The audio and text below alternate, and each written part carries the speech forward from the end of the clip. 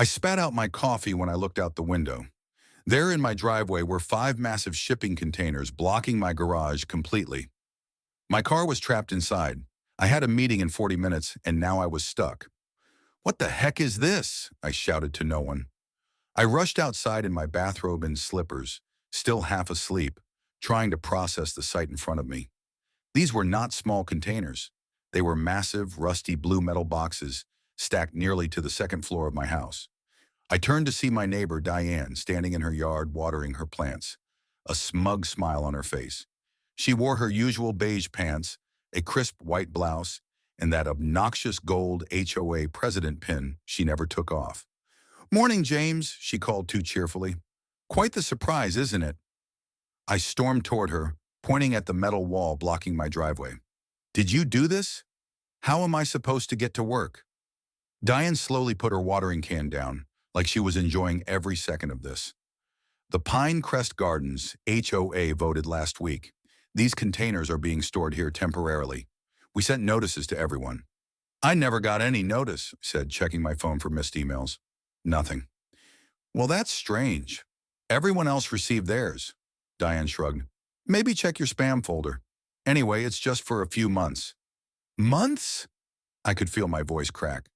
"This is completely insane. You can't just block someone's driveway." "Actually, we can," she said, crossing her arms. "It's in the HOA agreement. Section 12.3, temporary use of common spaces for community improvement projects. Your driveway extends onto community property by exactly 4 feet. "That's not true," I shouted, stepping closer. "I measured it myself. That's a lie." "Oh, we measured yesterday," Diane said, pointing to faint chalk marks on the pavement. "Richard and Karen confirmed it." Richard and Karen, Diane's 2 favorite HOA committee members, the retired couple who spent their days measuring grass height and counting how many Christmas lights people put up. I was furious. "This is ridiculous. I'm calling a tow truck," I said, reaching for my phone. "Don't bother," Diane replied, smiling. "That would violate HOA rules. You'll be fined $500 per container if you try to move them without permission." I stood there stunned. 5 years I had lived in Pinecrest Gardens. 5 years of petty rules and power trips. My mailbox wasn't the right shade of blue last month. My bird feeder was attracting unauthorized wildlife the month before that. This was the last straw. Inside, I called my boss to explain I'd be working from home, then phoned every towing company in town. None of them would touch the containers without HOA approval. By noon, I got a knock on my door. It was Mrs. Patel from across the street, holding a casserole dish. She was the neighborhood grandma who had lived here for 30 years, long before the HOA even existed. "I brought lunch," she said quietly, stepping inside. "I saw what they did. It's not right." I explained my predicament while we ate butter chicken at my kitchen table. "Diane's been after me since I moved in. But this is next level." Mrs. Patel nodded. "She picks one person each year to make an example of. Last year it was the Millers. Their son's basketball hoop was unsightly. They moved away." "Well, I'm not moving," I said firmly. "I've worked too hard for this house." After she left, I dug through my office for my property documents. The HOA agreement was thicker than a phone book. As I flipped through endless pages of rules, my phone dinged with an email notification. It was from my property management company, Westland Commercial Properties. Monthly rent collection summary. I opened it absent-mindedly while still skimming the HOA rules. Near the bottom of the list of businesses that paid rent to my company was a name that made me stop. Pinecrest Gardens Homeowners Association. "Wait, what?" I scrolled back up, my eyes widening. There it was. The HOA rented office space in a building nearby, a building I had purchased through my company, Westland Properties, 8 years ago, as an investment. I laughed so hard I nearly cried. The HOA had no idea. They had been renting from me all these years. The HOA president, Diane, and her committee members. They had no clue that James Reynolds and Westland Properties were the same person. I pulled up the lease details. The HOA had a lease renewal due in exactly 27 days. The evening's HOA meeting was going to be very interesting. The HOA meeting was set for 7 p.m., but I was already dreading it. The shipping containers were still blocking my driveway, and my car remained trapped inside. I had to walk to the community center, a walk that gave me plenty of time to think. As I passed my neighbors' houses, I noticed a mix of sympathetic glances and nervous looks. People were scared to show support, as if standing with me could get them targeted by the HOA. I arrived at the meeting and saw Diane, Richard, and Karen sitting at the front table, shuffling papers like they were about to present something important. Karen's stiff gray bob didn't move as she whispered to Richard. Diane, sitting at the head of the table, held her gavel like it was a weapon. "Let's call this meeting to order," she said, tapping the gavel a little too dramatically. "First, the new container storage project." A slideshow popped up on the wall with stock photos of happy people in a park, labeled Pinecrest Gardens Community Enhancement Initiative. As the slideshow continued, Diane spoke proudly. "As you know, we've entered into an exciting partnership with HOA Transshipping. They're paying us $2,000 a month to store containers temporarily on community property." "Exciting partnership?" I muttered under my breath. Richard stood up. "This income will fund our new decorative street signs and additional surveillance cameras." A few people in the crowd clapped, but I could hear murmurs of discontent. A man from the front row raised his hand. "Where exactly are these containers being stored?" "All over the community," Karen said, "but especially in front of James Reynolds' house." She glanced at me with a smirk, as if this were some sort of victory. I stood up. "My driveway extends 4 feet onto common property," Karen explained, her voice full of authority. "This is within the HOA's rights, and Section 12.3 of our agreement allows us to temporarily use common spaces for community projects." "I measured my property line," I interrupted, "and my driveway is completely within my property. There is no right for you to block it." Diane cleared her throat, trying to regain control. "We decided it was necessary for the community." I turned to the room. "Did anyone vote on this? On using my driveway as storage space?" The room went silent. No one spoke. Mrs. Peterson from 2 doors down raised her hand. "I don't remember voting on whose driveway would be blocked," she said. Richard grunted. "It was an executive decision." I walked slowly to the front of the room. "Let me understand this. You signed a deal with HOA Transshipping to store containers, and you decided to put them in front of my house without my permission?" "The needs of the community outweigh individual inconvenience," Diane said firmly. "You're prioritizing money over someone's ability to access their own home," I retorted, feeling the heat rise in my chest. "This benefits everyone except me. I can't use my garage. I can't get to my car." "Perhaps you should carpool until the project is complete," Karen said, her voice dripping with condescension. "That would solve the issue." Murmurs rippled through the room, many of the residents uncomfortable with Karen's suggestion. The mood was starting to shift. Even the board members who had long supported the HOA's authority seemed uncertain. "How long will the containers be here?" someone in the back asked. 6 to 8 months, Richard said, as if it were an acceptable answer. The room erupted in noise, everyone questioning the absurdity of the situation. I raised my hand to silence them. "I have a question," I said, once the noise settled. Diane sighed and reluctantly pointed to me. "Does everyone know who owns the building where the HOA office is located?" I asked. The room fell silent. Karen glanced at Diane, who was suddenly very still, as if something clicked in her mind. "Wesleyan Properties," I said, letting the words sink in. "My company owns the building where the HOA operates. I am your landlord." Diane's face went pale as she recognized the logo on my business card. "No," she whispered. "You're joking." "I'm not joking," I said, placing my card on the table in front of her.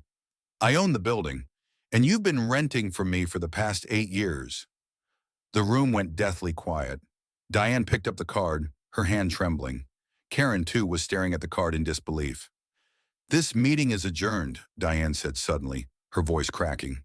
The gavel came down with an air of finality. As people began to file out, Mrs. Patel caught up with me. "You own the building?" she asked, her eyes twinkling. "Well, that changes things, doesn't it?" "Definitely," I said with a grin. "I think it's time for some renovations." Just then, I received a text from Karen. "Your garden gnomes exceed height restrictions by 2.3 inches. You'll be fined $150. I looked out my window, my gaze falling on my garden gnomes, who were apparently now criminals for being too tall. Then I looked back at the 5 shipping containers still blocking my driveway. I was beginning to think this HOA battle was just the beginning. I didn't expect the HOA to back down easily. After all, this had been their little kingdom for years. But I also knew that Diane, Richard, and Karen were in for a shock. They had no idea they had just declared war on their landlord. The next morning, I woke up to a flurry of text messages and missed calls. The news had already spread. I was the talk of Pinecrest Gardens. My neighbor, Mrs. Patel, had even sent me a text with a smiling emoji. "I think you've stirred things up, James. Good luck." When I opened my front door, I found the media waiting for me. A news van from Channel 8 was parked at the curb, and reporters with microphones rushed toward my porch. I froze for a second, trying to gather my thoughts. "Mr. Reynolds, Channel 8 News. Can you tell our viewers how it feels to be trapped in your own home by your HOA?" the reporter shouted, shoving a microphone into my face. "Is it true that the Pinecrest Gardens HOA has blocked your driveway with shipping containers?" I blinked, still in my pajamas, and barely held back a laugh. The absurdity of the situation was sinking in. "Yes, that's correct," I answered, trying to sound serious, even though I felt anything but. The reporters didn't stop there. They asked questions about the HOA, about my rights as a homeowner, about what I was going to do about the containers. They were relentless, turning my front yard into a mini-media circus. Within minutes, I'd given 4 interviews on my front porch. Social media exploded with hashtags like hashtag #HoNightmare and hashtag ContainerGate. By noon, my phone buzzed again. It was Karen. Her voice was tight with frustration when she called. "What have you done?" she hissed. "We're getting calls from all over the country. People are furious." "I didn't call the media," I said truthfully, "but the containers are still blocking my driveway." "This is damaging our community's reputation," she continued. "You need to tell them it's being resolved." "Is it?" I asked, looking out at the massive containers still blocking my driveway. "Because they're still here." She hung up on me. Just as I was starting to digest everything, my lawyer, Samantha, arrived at 2 p.m. She stepped carefully around the news crews, her designer suit immaculate. When we were inside, she sat down at my kitchen table, took a quick look at the property documents, and adjusted her glasses. "Well, James, you've certainly caused a stir," she said with a smile. "But let's see what we're working with." I showed her the HOA agreement, the property records, and the lease documents. After reviewing everything, Samantha looked at me with a gleam in her eye. "They're violating local ordinances for starters. They're blocking emergency access. That's illegal." "Can we have them towed?" I asked. "Oh, you could, but," she added with a smirk, "you've got something much more interesting here." "What do you mean?" I asked, confused. "You own the building they rent from. Their lease renewal is coming up next month, right?" she said, tapping a pen on the table. "You have leverage." I sat back, realization dawning. The HOA had no idea they were renting from me. For 8 years, they had been paying rent, and they had never thought to look into who was behind the company. Samantha smiled. "You could offer them a new lease renewal with some conditions, or you could choose not to renew their lease at all." I took a deep breath. This was the perfect opportunity to get them to back off without resorting to any extreme measures. But the thought of using this leverage made me uneasy. I wasn't interested in destroying them, but I wasn't going to let them push me around either. I just wanted them to stop with the power trips and remove the containers. "What kind of conditions would you suggest?" I asked her. Samantha quickly began drafting a proposal, outlining terms that were fair but firm. The new lease terms included the immediate removal of the containers, a public apology from the HOA, changes to the HOA's board structure to prevent further abuse of power, and revisions to some of the more ridiculous rules they enforced. It was all reasonable, nothing vindictive, just a way to force the HOA to respect the community's needs and my rights as a property owner. That evening, Mrs. Patel knocked on my back door. She'd heard the news, of course. She was always in the loop. "James, I wanted to check on you," she said softly. "I voted against this container nonsense. It's all gone too far." "Thanks for checking in," I said, offering her a cup of tea. "I'm planning to take action." "I know," she said with a grin. "Diane called an emergency meeting for tonight. They're saying you orchestrated this whole media circus just to embarrass them. I didn't call the media, I said, but now they've got to deal with the consequences. When the meeting started at 7 p.m., the tension in the room was palpable. Diane, Richard, and Karen were still acting like they were in control, but their confidence had started to slip. They hadn't expected the media circus, and they definitely hadn't expected to be confronted with the fact that they were renting office space from me. As the meeting began, Diane immediately went into damage control mode, trying to downplay the media attention. This emergency session is to discuss the current situation with the containers and the resulting media attention, which Mr. Reynolds orchestrated, Diane announced. Actually, I said, standing up, I didn't orchestrate anything. The containers are real. They're blocking my driveway, and they're illegal. Karen shot me a venomous look. You're just trying to use this to embarrass us. Actually, I said, I'm offering a simple solution. I own the building where the HOA office is located. You're renting from me, and I've brought a proposal for the lease renewal next month. It's reasonable. The room went silent as I placed the proposal on the table. Diane's face turned pale as she picked up the paper and read through it. Well, she started, but her voice trailed off. This is how things are going to go, I said. Either you remove the containers, apologize to the community, and revise the HOA's rules, or I'll find new tenants when your lease expires. The room shifted uncomfortably. Some people were whispering to each other. Others were looking at Diane, waiting for her response. Diane, Richard, and Karen huddled together, whispering fiercely. Finally, Diane stood up. We'll discuss this privately, she said, trying to save face. I simply nodded. But remember, Diane, it's not just up to you anymore. The community deserves a voice in these decisions. The meeting adjourned, but I could feel the tension in the air. The game had just changed. The following day, I woke up to more messages, texts, emails, and a few voicemails, all from concerned neighbors. Pinecrest Gardens was buzzing, and it wasn't just the usual gossip. The media had amplified everything, and now everyone knew what was at stake. The HOA's authority had been shaken, and Diane, Richard, and Karen were on the defensive. I grabbed my coffee, sat down at my kitchen table, and started reviewing the proposal Samantha had drafted for the HOA lease renewal. I needed to get everything perfect. This wasn't just about winning a battle, it was about reshaping how this community functioned. Samantha's words echoed in my mind. This is leverage, James. You don't have to destroy them. Just make sure they stop this abuse of power. I wasn't out for revenge. I just wanted things to be fair. I didn't want to feel trapped by petty rules and power-hungry board members anymore. The truth was, Diane and her crew had been running things with an iron fist, selectively enforcing rules, imposing ridiculous fines, and using their control to make residents' lives miserable. I thought back to the countless incidents where I'd been fined for nonsensical reasons. A mailbox being the wrong shade of blue, a bird feeder that attracted unauthorized wildlife, and of course my garden gnomes, which had recently been fined for exceeding height restrictions by a mere 2.3 inches. The HOA's petty enforcement had driven neighbors to the point of silence.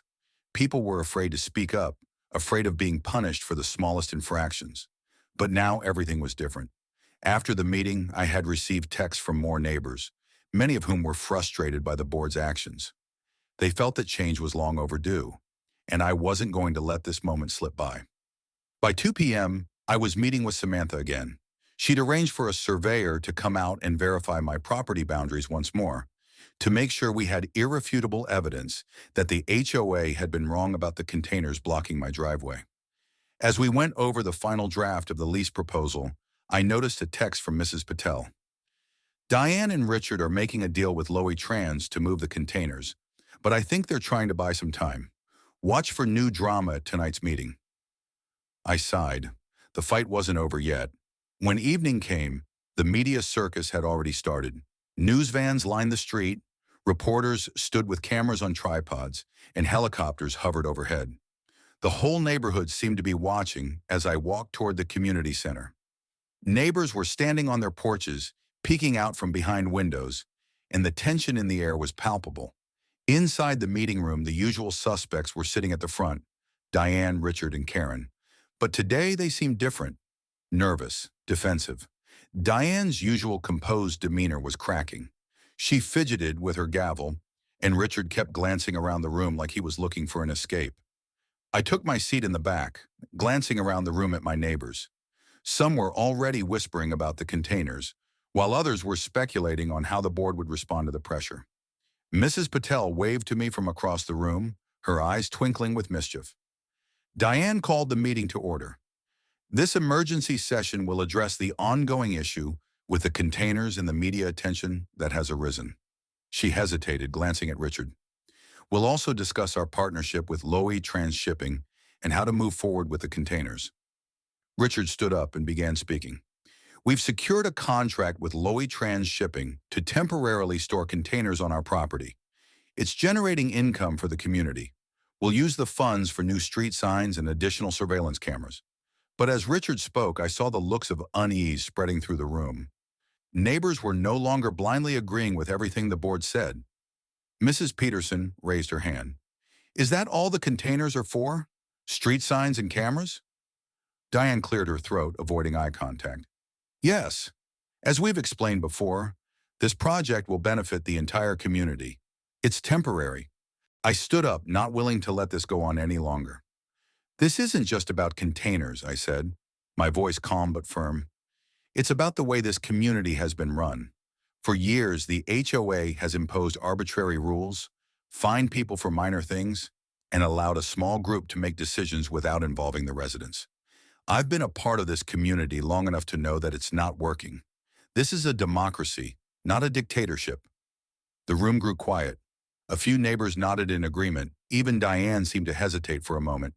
And now we're not just talking about containers, I continued. We're talking about fairness. And that includes the way this HOA has treated its own residents. It's time for change. I could feel the energy in the room shift. People were beginning to understand that I wasn't just fighting for my own driveway. I was fighting for all of us. Diane's eyes flickered nervously as she tried to regain control. We've already made arrangements to move the containers, she said quickly. We'll handle it. But that's not enough, I said, interrupting her. What you've done to this community over the years isn't just about one temporary storage project. It's about a pattern of overreach. You've been forcing your own agenda on the residents for too long, and that has to change. I walked to the front of the room, pulling out the proposal I'd prepared with Samantha. I'm offering a new lease renewal, I said, placing the documents on the table. This includes removing the containers within 24 hours, a public apology, changes to the board structure, and a complete rewrite of the ridiculous rules you've been enforcing. You can either accept these terms or find another place to rent after your lease expires next month. Diane's face paled as she scanned the proposal. Richard and Karen exchanged worried glances. This wasn't going according to their plan. Someone from the back of the room raised their hand. How much are we paying for the building? They asked. And where is that money really going? Diane's smile faltered. She had no answer. See, I said, this is what happens when people are allowed to make decisions without transparency. The truth is, the HOA has been abusing its power, taking money from the residents and making arbitrary decisions. I'm not going to let that continue. There was a long silence, and then Mrs. Patel stood up. James is right, she said softly. We've all been afraid to speak up, but this community can't thrive on fear anymore. The room buzzed with agreement. It was clear. The tide was turning. Diane stood up, shaking her head. This isn't over, she whispered before storming out of the room with Richard and Karen following behind her. As the meeting dissolved into chaos, I caught Samantha's eye. She gave me a small nod. You've made your point, she said. Now we wait. But as I watched Diane, Richard, and Karen huddle in the corner, I knew one thing for sure. The battle was far from over. The real fight was just beginning. The following days felt surreal. The media storm had subsided, but the tension in Pinecrest Gardens was thicker than ever. The neighborhood, once under the complete control of the HOA board, now felt like a powder keg just waiting to explode. The shipping containers had been moved, but the damage they had caused was still fresh in everyone's minds. The community was divided. Some were ready for change, others felt uncertain and were loyal to the old order.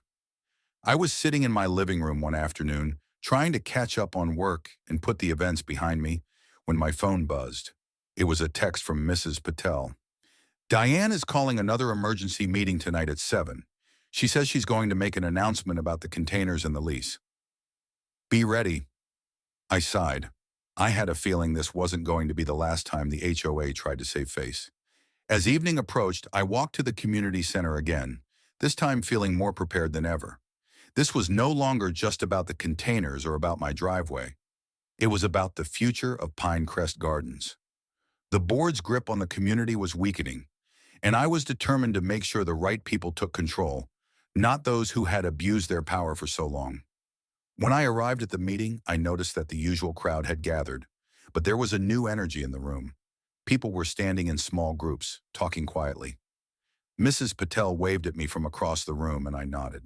She was standing with a few other neighbors who had been vocal about the changes they wanted to see. They weren't afraid anymore. Diane, Richard, and Karen were already at the front of the room, looking grim. Diane had her usual gavel in hand, but today it didn't seem to have the same commanding presence. She had clearly been rattled by the events of the past few days. When the room quieted, Diane stood up. This meeting has been called to address the issues surrounding the storage containers and the future of the HOA. Diane began, her voice tight. We recognize that recent events have caused confusion and unrest, and we are committed to restoring order and moving forward. I leaned forward in my seat, waiting for her to continue, but she didn't seem ready to confront the bigger issue, the way the HOA had been abusing its power for years. Instead, she focused on the details of the container removal, as if that was all that mattered. Moving the containers was a difficult decision, Diane continued, but we've done what's necessary to protect the integrity of the community. The funds we received from Loy Transshipping will still be used for community improvements, including new signage and better lighting. We'll be moving forward with our plans. I could hear a few people mumbling in the crowd, clearly not satisfied with her response. Mrs. Patel stood up, her voice steady but firm. But Diane, it's not just about the containers. It's about how this whole situation was handled. You didn't consult the community before making decisions. You didn't listen to the people who live here. The room was silent for a moment as everyone turned to look at Diane. She shifted uncomfortably, trying to regain control of the situation. This is about moving forward, she said a little too quickly. We need to focus on the good things we've accomplished. But the crowd wasn't buying it. More neighbors stood up, speaking about their own frustrations with the HOA's selective enforcement of rules. One person mentioned being fined for having a non-regulation mailbox. Another spoke about being harassed for planting flowers in their yard that weren't on the approved list. The stories kept coming, small indignities, petty fines, all of it adding up over the years. I stood up, my voice calm but determined. This community doesn't need more rules that stifle creativity and individuality. It needs transparency. It needs fairness. And it needs leadership that listens to everyone, not just a few people at the top. Diane's face tightened, but she didn't interrupt. She knew this wasn't just about the containers anymore. This was about the power she and the board had wielded for so long, and now it was slipping away from them. I continued.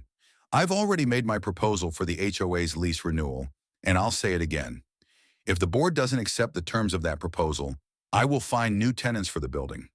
I'm not going to let this community be run by a small group of people who don't care about what the residents need. There was a murmur of agreement from the crowd. I could see some of the old supporters of the HOA starting to waver. Diane, Richard, and Karen exchanged looks, and I knew they were starting to panic. Before they could respond, Mrs. Patel spoke up again. We all deserve a fair say in how this community is run. It's time for a change in the board. It's time for us to take back control. The room erupted into applause.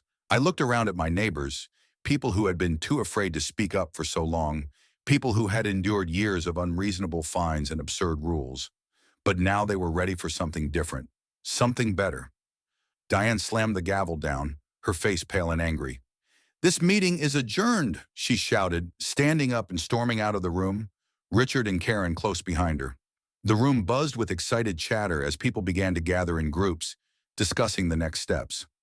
Mrs. Patel caught my eye and smiled. You did it, James, she said quietly. You've opened their eyes. I smiled back. This is just the beginning. We have a lot of work to do, but I think we're finally on the right path. As I walked home, I couldn't help but feel a sense of accomplishment. The battle wasn't over, but it felt like a turning point. Pinecrest Gardens had been trapped under the thumb of a small group for far too long, but now the community had a chance to rebuild. And this time, we would do it together. The next few weeks were a whirlwind. The media attention had died down, but the momentum for change in Pinecrest Gardens was undeniable. Diane, Richard, and Karen had been forced to step down from their positions on the HOA board after an emergency vote, and the community had called for a complete overhaul of how the board would function going forward. New elections were held, and for the first time in years, the board was composed of people who genuinely cared about the residents. The HOA's rules were rewritten to reflect a more inclusive and transparent process. Gone were the arbitrary fines and petty regulations. Instead, the focus shifted to community building efforts, like improving common areas and supporting local businesses. The biggest change, however, was the newfound sense of empowerment among the residents. No longer would they be afraid to speak up, to question authority, or to demand fairness. Pinecrest Gardens was no longer a place where a few people could dictate the rules for everyone else. It had become a place where neighbors supported one another, where the collective voice was heard, and where decisions were made with everyone's best interests in mind. As for me, I kept my distance from the day-to-day running of the new HOA. I'd gotten what I wanted, a community that respected each other, that didn't let a small group of people control their lives. The battle with the HOA had taught me valuable lessons about the importance of standing up for what's right, about using leverage wisely, and about the power of community. But it had also shown me that real change comes not just from confronting problems head-on, but from offering solutions that benefit everyone. One evening, as I sat on my porch, sipping a cup of coffee, I watched my neighbors walk by. They waved, some stopped to chat. It was a warm, peaceful night, the kind I had once thought was impossible here. The shipping containers were long gone, and so were the oppressive rules. Instead, there was a new sense of belonging, of shared purpose. Mrs. Patel came over, holding a tray of samosas as usual. "I think we've made a good change, James," she said, her smile wide and genuine. "Yeah," I replied. "We've come a long way." And as I looked around at the neighborhood, I couldn't help but feel proud, not just for what I had done, but for what we all had done together. The community had been transformed, not by one person, but by a collective will to make things better. The lesson from the story. The story of Pinecrest Gardens offers several important lessons, all of which are centered around the idea of standing up for what's right and the power of community. Leverage can be powerful, but should be used wisely. The protagonist's discovery that he owned the building where the HOA office was located gave him the leverage he needed to challenge the board's authority. However, he chose to use this power not to destroy the HOA, but to create a fairer, more transparent system. This shows that power can be a tool for good when used with integrity and the intention to help everyone. Standing up against injustice. The protagonist was fed up with the petty rules and the constant overreach of the HOA. Despite the risk of retaliation, he chose to stand up and fight for his rights, knowing that if he didn't, things would never change. His actions showed that sometimes to create positive change, we have to challenge authority, even when it seems daunting or risky. The power of community. At the heart of the story is the idea that community is stronger when people come together. When the residents of Pinecrest Gardens decided they had had enough of the oppressive HOA rules, they united to make a change. The shift from fear to empowerment is what ultimately led to their success. The lesson here is clear. When people work together toward a common goal, they can accomplish incredible things. Leadership should be transparent and inclusive. The story highlights the dangers of unchecked power, particularly in organizations like HOAs, where a small group of individuals can make decisions without consulting the wider community. The lesson is that leadership should be based on transparency, inclusivity, and fairness. It should prioritize the well-being of the group rather than the interests of a select few. Change takes time, but it's worth the effort. The battle wasn't won overnight. It took time, persistence, and patience. The protagonist didn't just confront the problem. He proposed solutions that would benefit everyone in the community. This shows that while change can be slow and difficult, it's always worth fighting for when the result will be a better future for all. In the end, the story teaches us that standing up for fairness, using power responsibly, and working together as a community can create lasting change. It also reminds us that real leadership is about serving others and ensuring that everyone has a voice. Pinecrest Gardens may have started as a neighborhood divided, but by the end of the story, it had become a place where people truly cared for each other, a place where fairness and community thrived.